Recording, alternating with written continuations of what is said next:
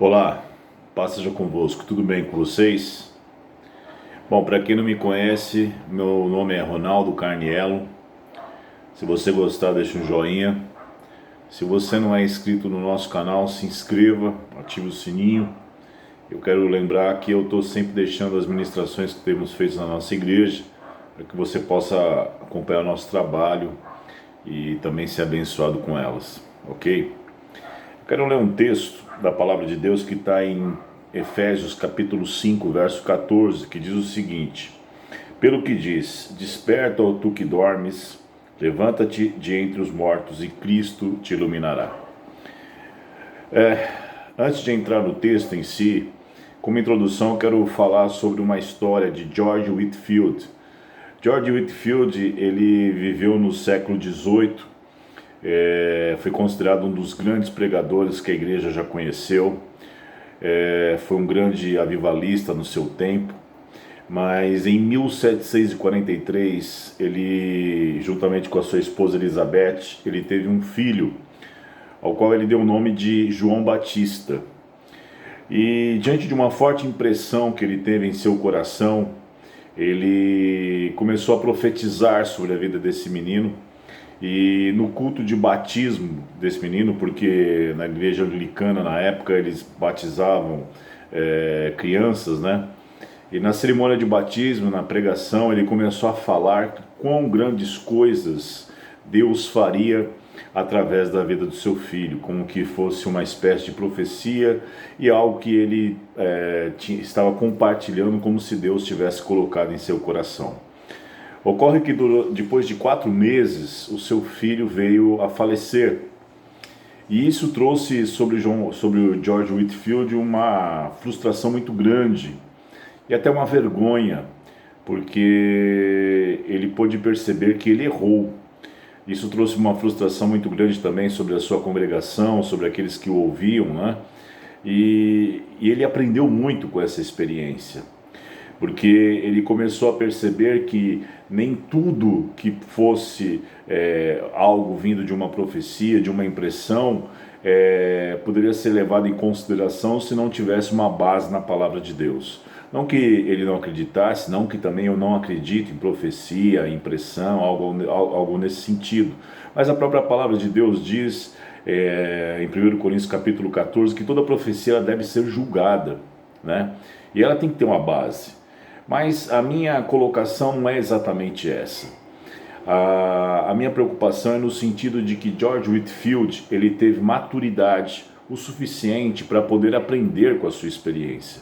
Ou seja, ele percebeu que errou, ele não culpou ninguém, não culpou terceiros, não culpou o próprio Deus, como se Deus tivesse falado e tivesse enganado, e ele pôde reconhecer, ou seja, se arrepender do fato de ter passado algo que realmente não vinha da parte de Deus. E perceba, era um homem que tinha uma experiência e uma intimidade muito grande com Deus, e mesmo assim errou. E por que eu estou dizendo tudo isso? Porque esse é um tempo que nós estamos vivendo de muitas reflexões. A palavra de Deus diz que nos últimos dias nós seriam como dores de partos. E as dores de partos, por que a palavra de Deus dá essa conotação e essa ilustração? Porque principalmente mulher sabe do que eu vou dizer. As dores de partos, ela tem intervalos. E muitas vezes ela tem um intervalo de 30 em 30, de 20 em 20, 10 em 10, 5 em 5, até que de fato venha conceber. Ou seja, então de tempos em tempos, o intervalo entre uma contração e outra vai se diminuindo e se tornando mais intenso e mais forte. Então a ideia que Cristo passou quando disse isso é que quando chegasse o tempo do fim, as dores de parto seriam mais constantes, mais intensas e mais fortes diante de nós.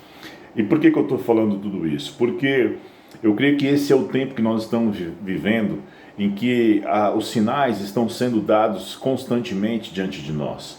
Nós estamos em meio a uma pandemia, estamos vivendo convulsões sociais. Esta pandemia tem trazido consequências econômicas terríveis. Muitas pessoas já estão passando fome, tendo necessidades.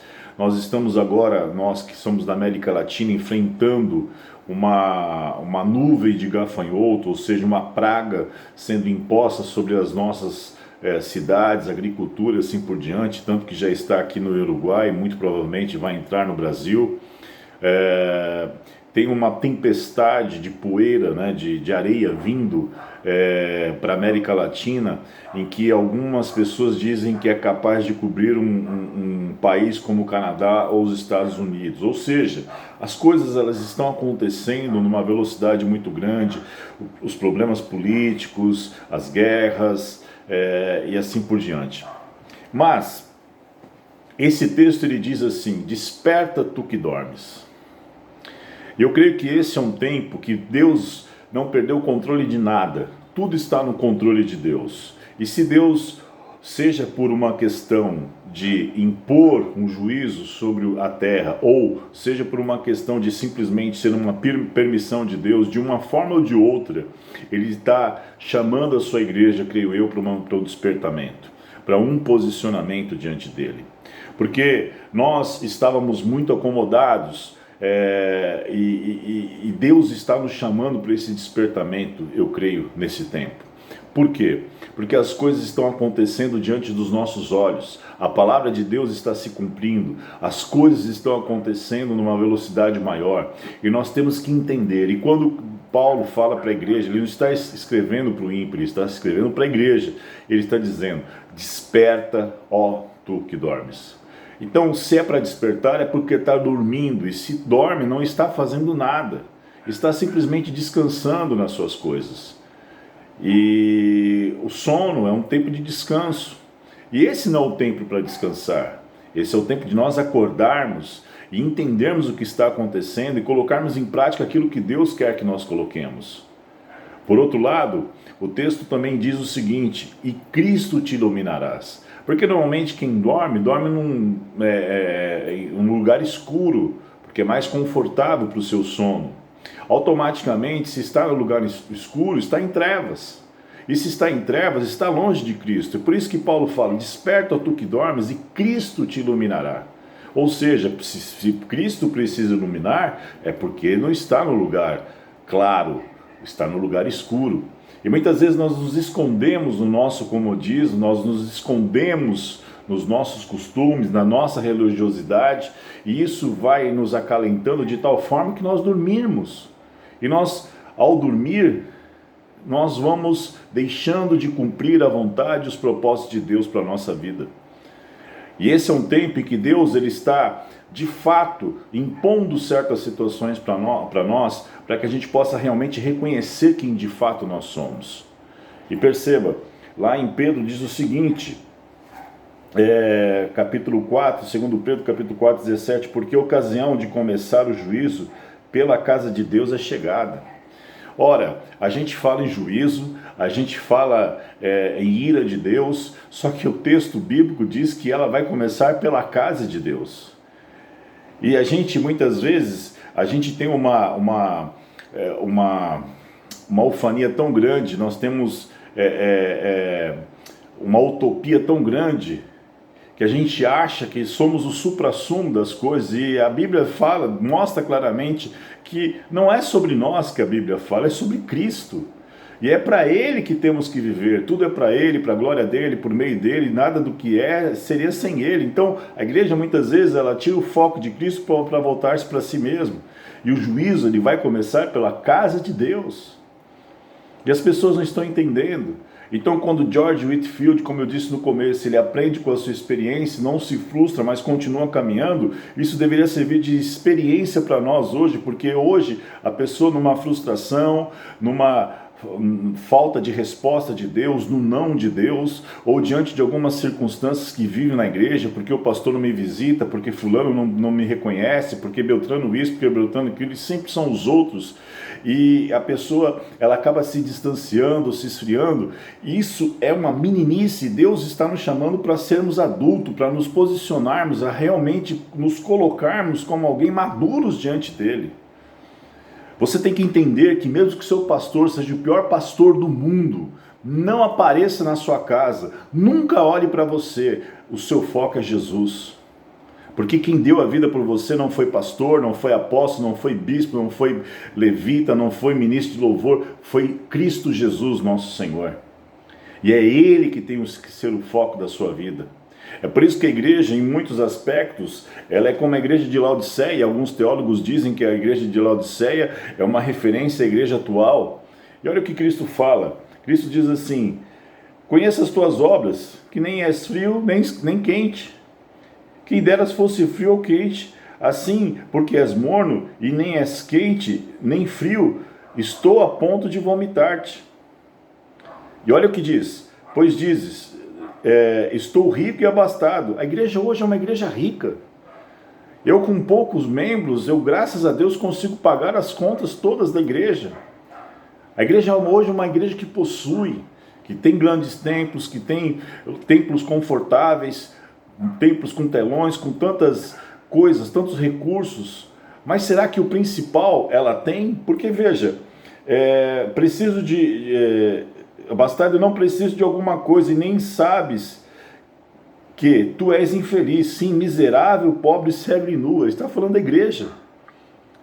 E aí o que ele diz: aconselho-te de mim, compres ouro refinado pelo fogo, para que te enriqueças, vestiduras brancas para vestires, a fim de que não sejas manifesta a vergonha da tua nudez, e colírio para os íris dos olhos, a fim de que vejas. Ou seja, se transforma, dependa de mim, venha buscar em mim aquilo que você de fato necessita, porque você coloca o seu foco nas suas posses e riqueza, só que isso está te distanciando, te deixando morno. E morno para mim não serve, porque eu vou te vomitar.